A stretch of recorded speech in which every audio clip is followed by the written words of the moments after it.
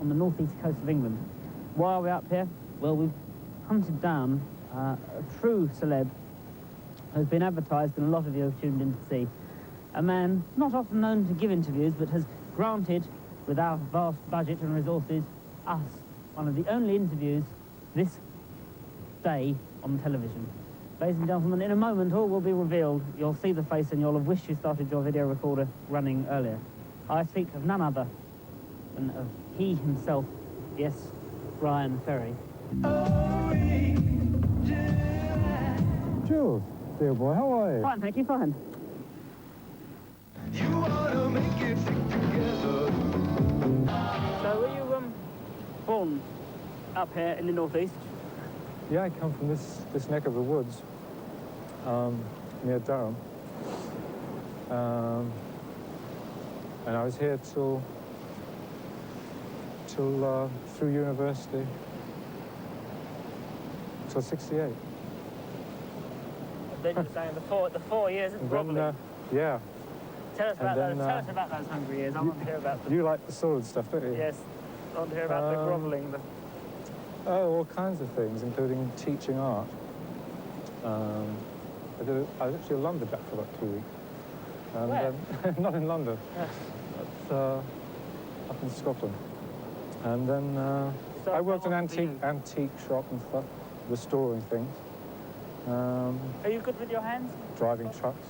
Driving instructor? Driving trucks. Oh, driving instructor. I couldn't imagine. I could sort of see up. Well, if you use your imagination. That's the gear stick, mister. No, I couldn't really. And then all the while sort of writing songs and generally being silly and trying to become a musician. It is, however, true that you do have a very sophisticated persona. Is it just you being your? Do you cultivate it at all?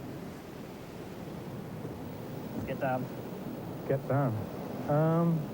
Not really. No, it's one of those things that you don't really have much control over. One thing leads to another, and after a couple of years, before you know where you are, you have a kind of image that exists really apart from yourself, sort of. Talent, in fact, comes up all the time in this country. It's still a very good breeding ground, isn't it? For people like yourself. I mean, tell me about your new record. Well, all right then. It's coming out. It's coming out. Well, probably by the time I see this, it will be out. It'll probably be available, and of course, be enormous value for money. Excuse me. And all the best stores. Right, a good thought. Because of course, that's not.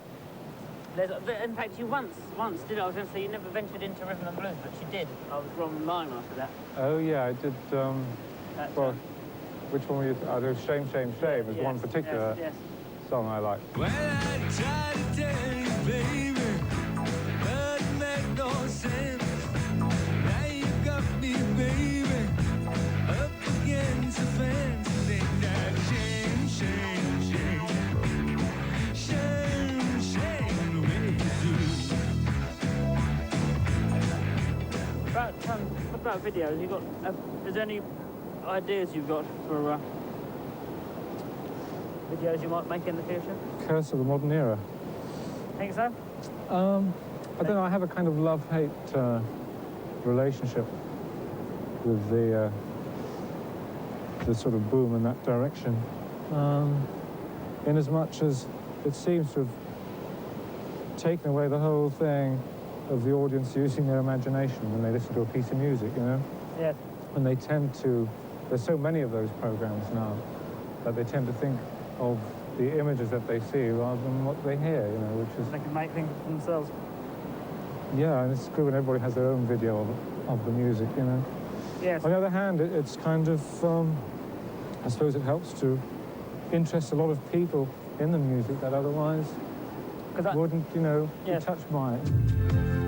What do you think your early, looking out over the sea, I won't ask you your earliest memory, which was probably, it's a boy, let's call him Bryan, but a little later than that, what was your early sorts of music you liked? I started off with liking all the blues singers. It was really singing that, I suppose, was my first love. I was attracted to all the Leadbelly and Big Bill Broonzy and all those sort of people. That was the very first memory I have.